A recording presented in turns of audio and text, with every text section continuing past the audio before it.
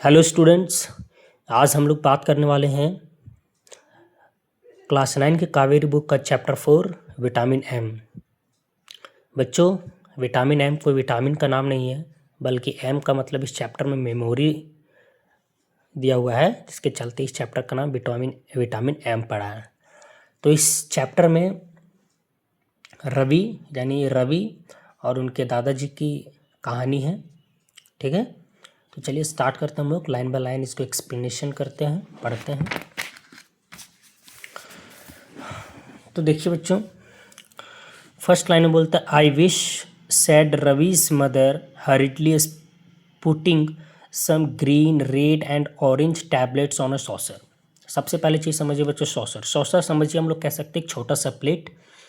ठीक है, प्लेट दिखते ना, जिस पर हम लोग चाय का कप रख करके चाय पीते हैं, तो वही छोटा सा एक प्लेट में उसकी जो माँ थी वो जल्दी जल्दी कुछ हरे रंग के, लाल रंग के और ऑरेंज कलर के जो टैबलेट्स को है उस पर उस सॉसर में रखते हुए कही थी कि काश that somebody would invent a memory vitamin M they could call it, कि काश कोई ऐसा होता जो याददाश्त बढ़ाने वाले विटामिन की खोज करता जिसको हम लोग विटामिन एम कहकर पुकारते हैं। And we could give it to old people to help them improve their memories, और हम लोग इस दवा को बुजुर्गों को देते, अपने से बड़े लोगों को देते, ताकि उनकी याददाश्त रखने की जो क्षमता होती है वो और बढ़ सकती है। Grandpa will hear you said Ravi, pointing to the frail old figure sitting in the rocking chair holding the newspaper inches from his nose to read it। देखिए बच्चों, इसमें क्या कहता है कि जब उसकी माँ इतनी सी बात कहती है ना कि काश कोई ऐसा होता कि कोई ऐसा विटामिन दवा की खोज करता है जिसको हम लोग बूढ़े बुजुर्गों को देते तो उसके याददाश्त रखने की क्षमता को और बेहतर कर देता। तो जब ये बात को सुनता है तो रवि कहता है अपनी माँ से इशारा में, ग्रैंडपा विल हियर यू, कि माँ शांत हो जाइए, दादाजी आपको सुन लेंगे। पॉइंटिंग टू द फ्राइल का मतलब होता है बच्चों कमजोर, ओल्ड का मतलब होता है बुरा, फिगर का मतलब यहाँ पर व्यक्ति के सेंस में दिया पर्सन। तो वो एक setting in the rocking chair, तो वो एक रॉकिंग चेयर की तरफ इशारा करते हुए ये बात को कहता है ना, जिस पर एक बूढ़ा कमजोर व्यक्ति बैठा हुआ रहता था, मतलब बैठा हुआ था, होल्डिंग द न्यूज़पेपर, है ना, जो अपने हाथों में एक न्यूज़पेपर को पकड़े हुआ था, inches from his nose to read it, और अपने नाक से कुछ दूरी पर ही सटा करके उस पेपर को वो पढ़ रहे थे। ठीक है बच्चों, आइए स्टोरी बोलते हैं। Don't worry, I doubt weather grandpa can hear me. तो ये बात बोलती है रवि की माँ कि चिंता मत करो, मुझे संदेह है कि ग्रैंडपा हम लोग को सुन सकते हैं।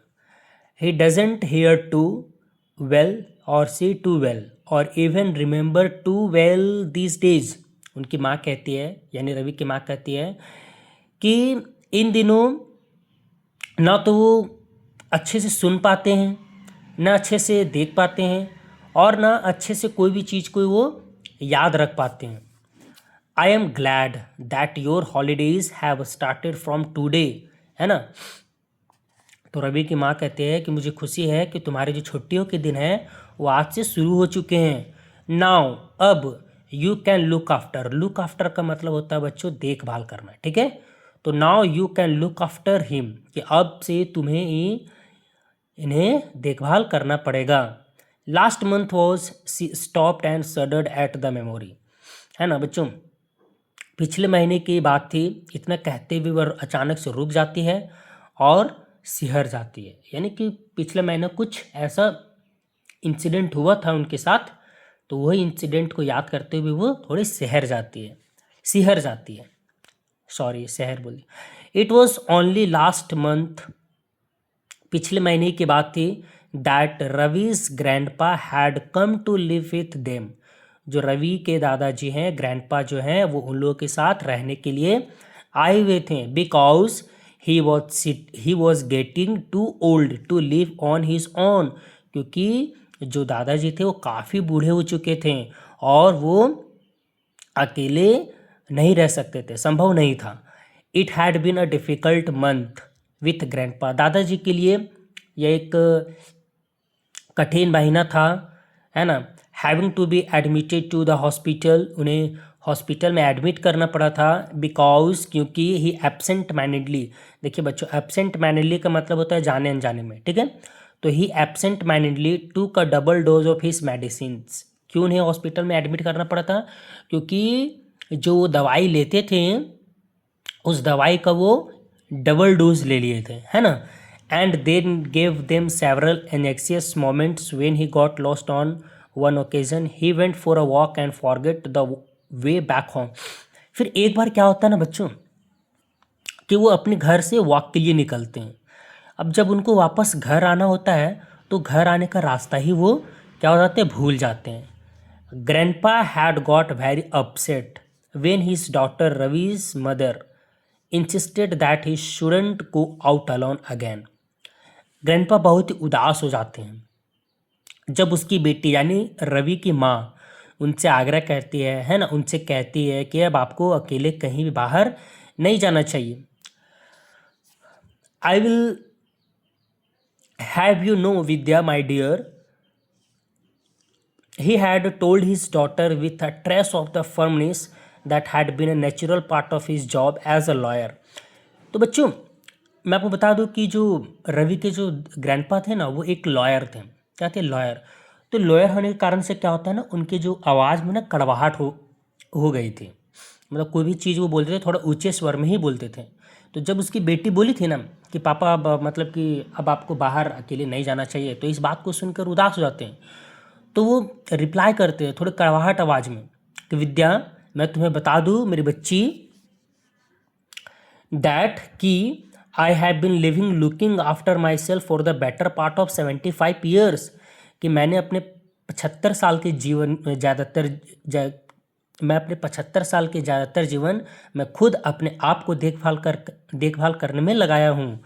After your mother dead 10 years ago, तुम्हारी माँ की मृत्यु से 10 साल पहले I took over her duties as well and have been cooking shopping and keeping house too. कहते तुम्हारी माँ के 10 साल पहले गुजर जाने के बाद मैंने पूरी तरह से खाना बना मैं उनकी जिम्मेदारी पूरी तरह से अपने ऊपर ले लिया। मैं खाना बनाने लगा था, है ना, खरीदारी करने लगा था, और तो और घर के मेंटेन करने भी लगा था। First you force me to come and live with you in this poky little flat in this horrible crowded city, and then you think you have the right to forbid me to go out on my own. अब देखिए बच्चों क्या कहते हैं दादाजी कि सबसे पहला चीज़ कि तुमने मुझे फोर्स करके अपने साथ यहाँ एक छोटे से असुविधाजनक फ्लैट में रहने के लिए मजबूर किया, है ना। एक तो ये शहर इतना भयानक, इतना क्राउडेड, इतना भीड़ भाड़ वाला शहर है जो कि उनको अच्छा नहीं लगता था। और कहते हैं कि और तुम्हें लगता है कि तुम्हें मुझे बाहर जाने से रोकना चाहिए क्या?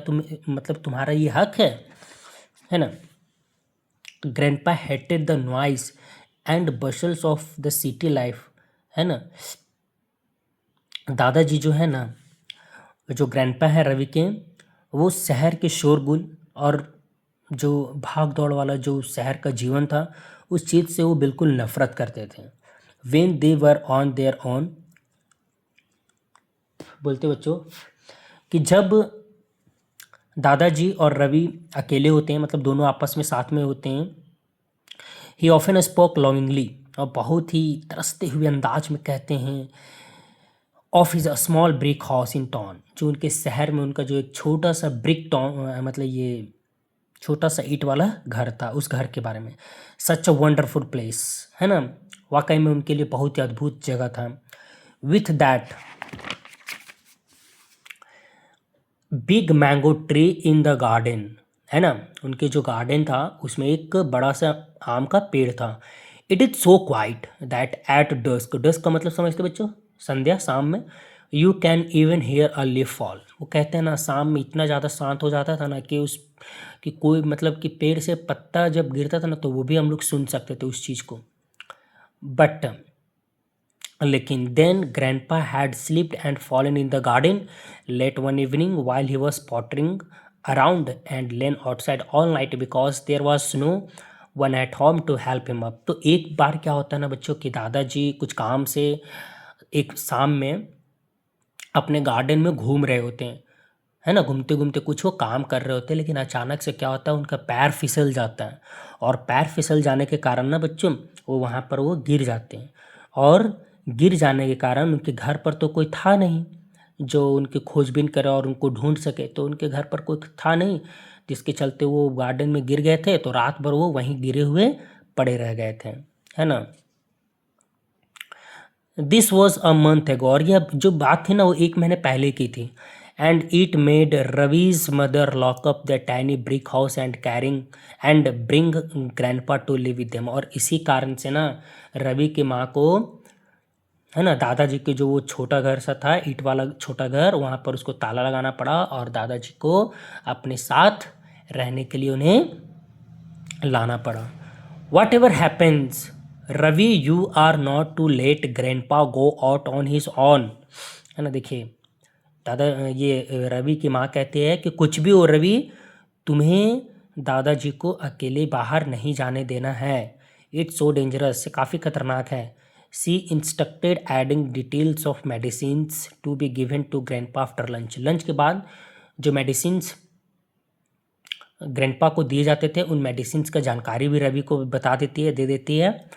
Turning to her father she said, अपने पापा की ओर मुड़ते हुए रवि की माँ कहती है, I am off to work papa, मुझे काम पे जाना है पापा। I Ravi will be here to look after you, Ravi यहाँ पर रहेगा आपको देखभाल करने के लिए।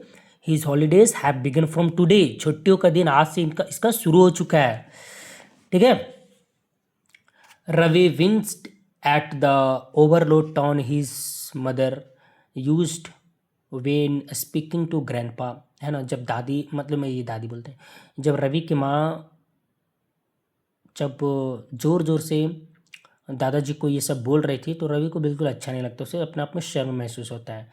As though she were speaking to a child, वो ऐसे बोल रही थी दादाजी को मानो जैसे वो किसी बच्चा से बोल रही है, हु कुडेंट हियर, जो सुन नहीं सकता था, और अंडरस्टैंड टू वेल, और जो समझ नहीं सकता था। Grandpa continued to rock gently and give no sign that he had heard her at all. अब जो दादाजी तो वो रॉकिंग चेयर पर बैठे हुए थे, वो आराम से हिल डुल रहे थे, वो ऐसे मतलब कि रवि की जो माँ जितना भी बात बोली थी उस बात पर जरा सा भी वो रिस्पॉन्स नहीं किए थे, मानो जैसे कि वो कुछ बात को वो सुने ही ना हो, ठीक है ना। यहाँ तक हो कहानी। आगे क्या होता है बच्चों, तो don't worry mama, Ravi promised looking at his mother and एसियस फेस। तो जब उसकी माँ ये सब बोल रही थी ना तो वो थोड़ी चिंतित भी थी, तो रवि अपनी माँ की और अपनी माँ के चिंतित चेहरों की ओर देखते हुए कहता है कि माँ आप चिंता मत कीजिए, है ना। He felt sorry for her, है ना, जो रवि अपनी माँ के लिए थोड़ा अफसोस महसूस करता है। You go to work, grandpa will find at home with me, कि आप काम पे जाइए, जो दादाजी हैं वो हमारे साथ बिल्कुल ठीक रहेंगे घर पर। शैल वी प्ले चेस और watch the cricket match on TV grandpa, Ravi asked after his mother left. जब उसकी माँ वहाँ से चली जाती है तो रवि अपने दादाजी जी से पूछते हैं कि दादाजी शैल वी प्ले चेस, क्या हम लोग चेस खेलें या टीवी पर क्रिकेट मैच देखें।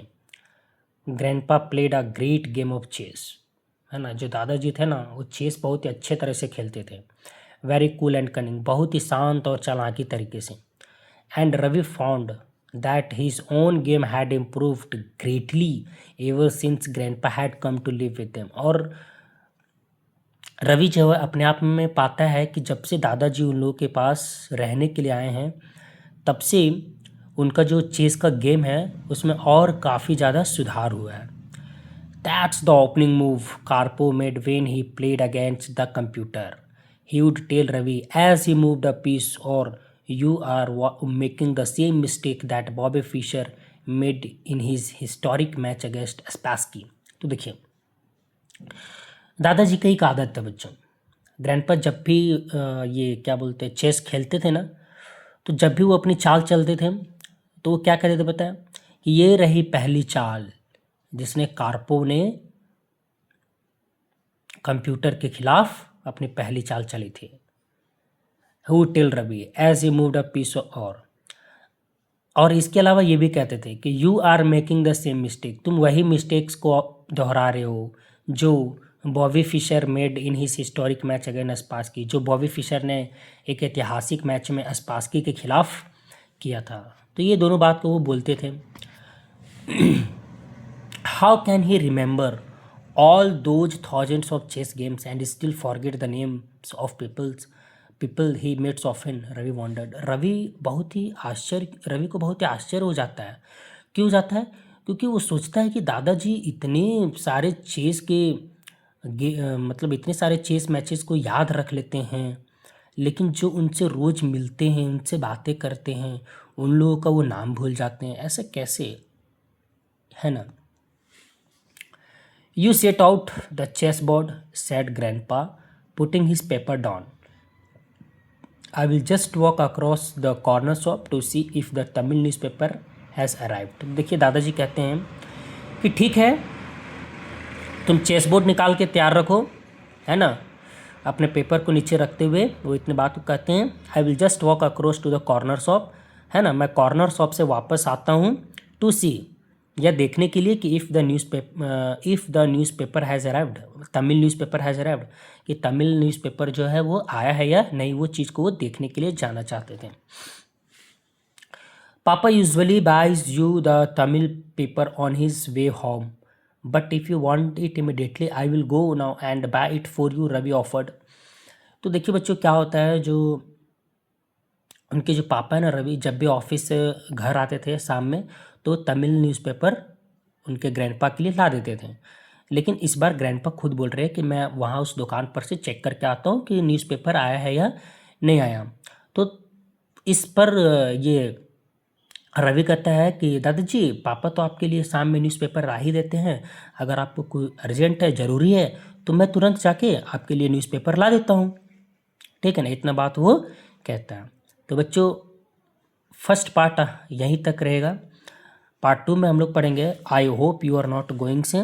तब तक के लिए स्टोरी को आप अच्छे से देखें, समझें। अगर कोई डाउट है तो आप कमेंट सेक्शन में मुझे पूछ सकते हैं। बाकी स्टोरी ये बहुत ही आसान है, बहुत ही अच्छी कहानी है, ठीक है। तब तक के लिए धन्यवाद, गुड बाय। पढ़ते रहें, पढ़ाते रहें। Chapter 4, thank you.